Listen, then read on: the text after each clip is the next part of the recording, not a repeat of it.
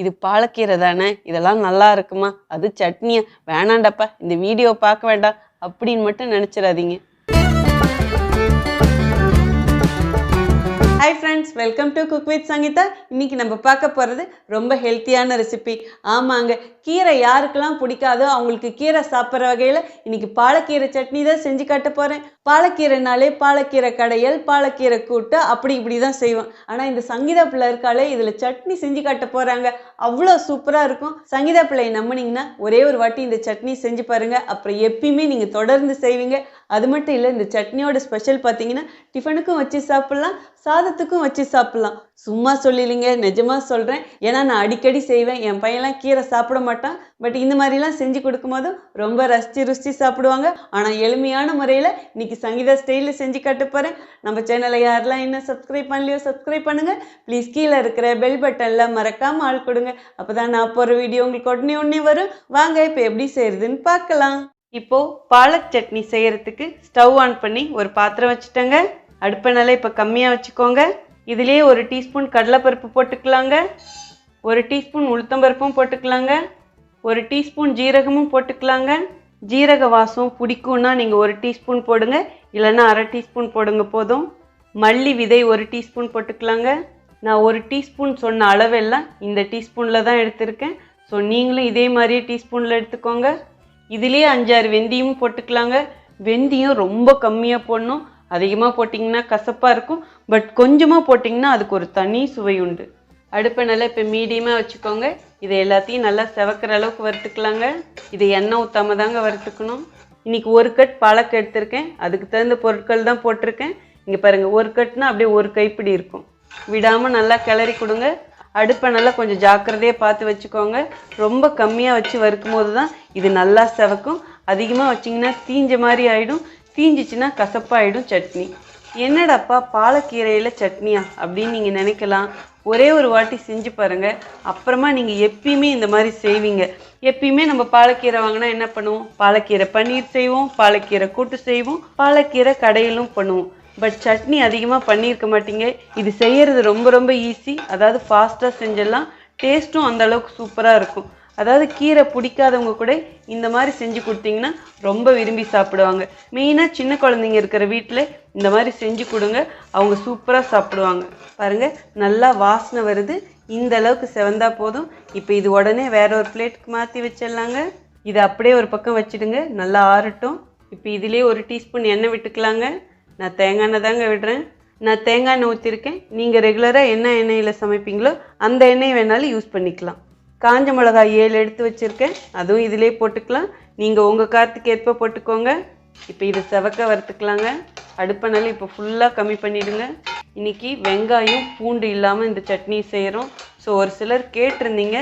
அது மட்டும் இல்லை, இந்த சட்னி பொறுத்த வரைக்கும் இப்படி செய்யும் போதும் ரொம்ப சுவையாக இருக்கும். பாருங்கள், காஞ்ச மிளகாய் நல்லா செவந்துருச்சு. இப்போ இதையும் தனியாக எடுத்து வச்சிடலாங்க. அப்படியே ஒரு பக்கம் வச்சுடுங்க.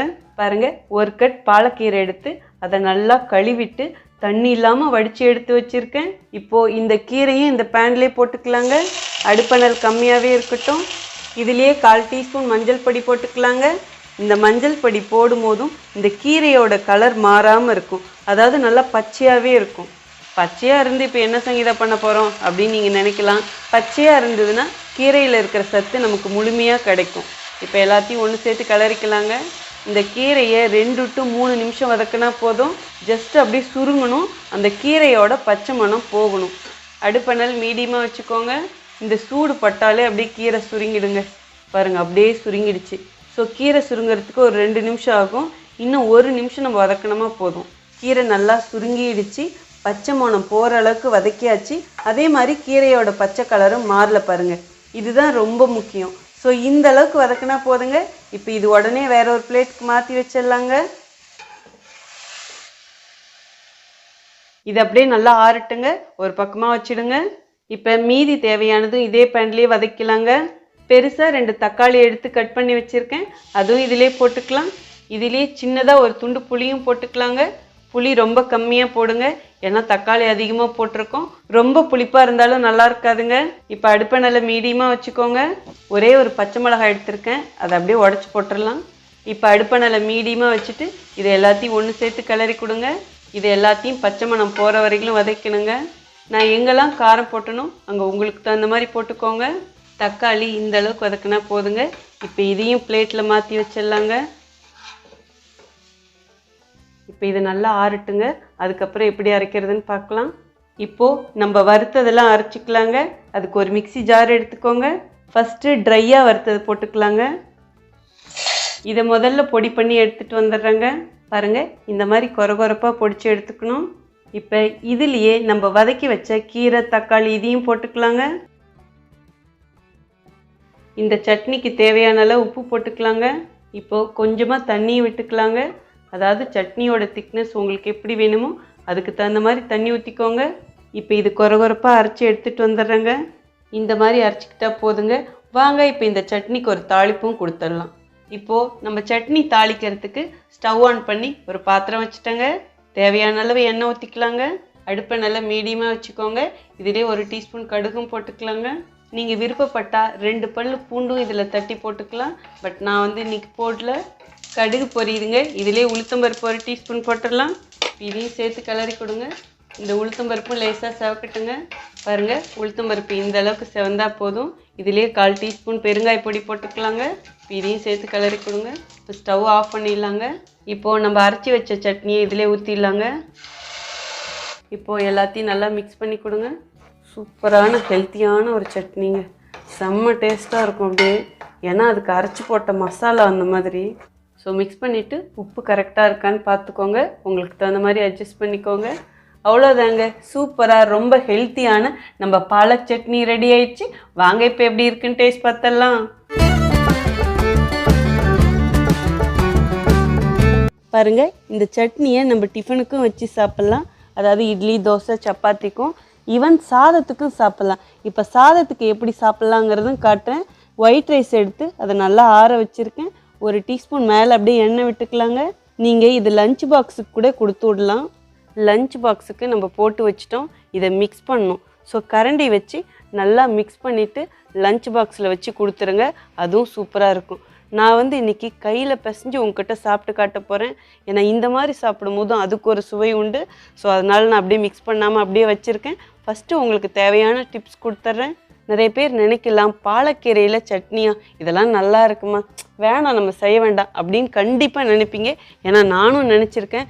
ஆனால் ஒன்ஸ் நான் இது மாதிரி செஞ்சு பார்க்கும்போது தான் எனக்கு தெரிஞ்சுது அதோட சுவை.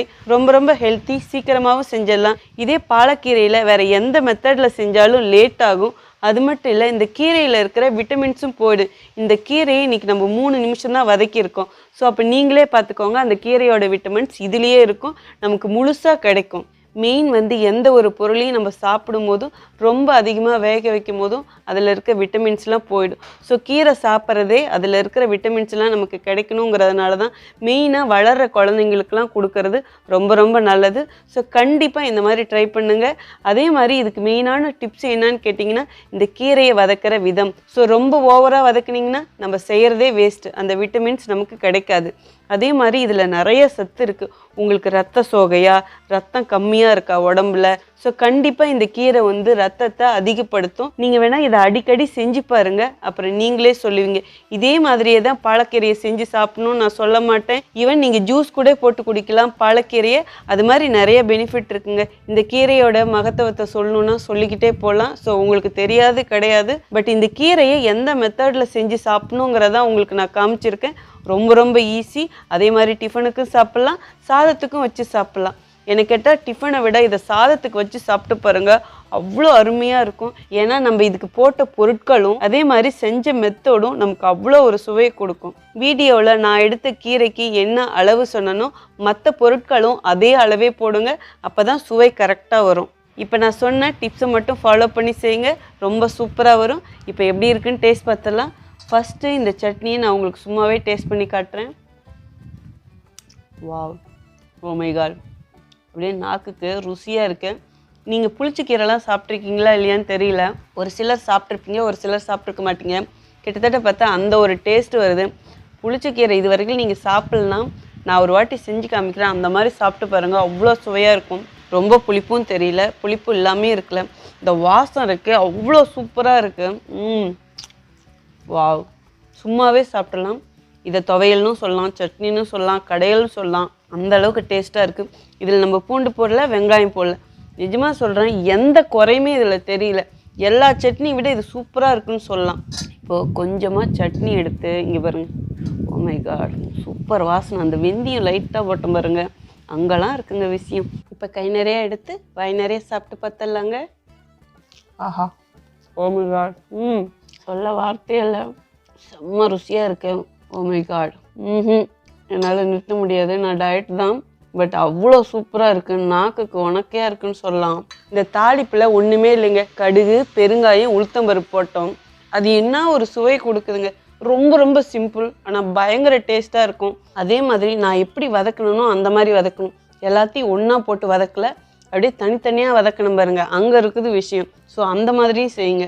இது வரைக்கும் நீங்கள் இந்த மாதிரி செஞ்சு சாப்பிட்லன்னா ப்ளீஸ் கண்டிப்பாக செஞ்சு சாப்பிடுங்க. அதே மாதிரி நிறையா பேச்சுலர்ஸ் இருப்பீங்க, அவங்களாம் வந்து கீரைனால ஐயோ அதெல்லாம் பெரிய வேலைப்பா அப்படின்னு நினச்சிட்டு சாப்பிட மாட்டேங்கிறீங்க. இப்போ நிறைய கடைகளில் கீரை க்ளீன் பண்ணிகிட்டே கிடைக்குது. இந்த பாலக்கீரைலாம் ரொம்ப பெருசாக இருக்கும், அது பெரிக்கிறது ஒரு கஷ்டம் கிடையாது. ஸோ நீங்கள் கீரை கடையிறதுக்கு வேணால் கஷ்டப்படலாம், ஆனால் இந்த மாதிரி செய்கிறதுக்கு பெரிய வேலையே கிடையாது.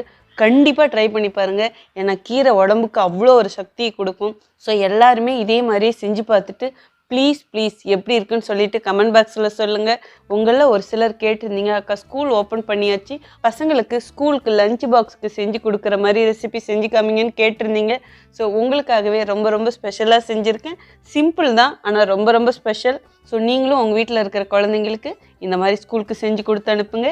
ஈவன் பெரியவங்க ஆஃபீஸ் போகிறாங்கன்னா அவங்களுக்கும் இந்த மாதிரி செஞ்சு கொடுங்க. ஸோ உங்களுக்கு இந்த ரெசிபி பிடிச்சதுன்னா ப்ளீஸ் மறக்காமல் ஃபஸ்ட்டு ஒரு லைக் கொடுத்துருங்க. ரொம்ப ரொம்ப பிடிச்சதுன்னா உங்கள் ஃப்ரெண்ட்ஸ் அண்ட் ஃபேமிலிக்கு ஷேர் பண்ணுங்கள். நீங்கள் இது வரைக்கும் எனக்கு கொடுத்துட்ருக்க அன்புக்கும் ஆதரவுக்கும் ரொம்ப ரொம்ப நன்றி. உங்களுக்கு என்ன ரெசிபி வேணுமோ ப்ளீஸ் அதுவும் கமெண்ட் பாக்ஸில் சொல்லுங்கள். இதே மாதிரி அடுத்த ஒரு ஸ்பெஷல் வீடியோவில் உங்களை சந்திக்கிறேன். Until then, see you. Bye bye. Love you all.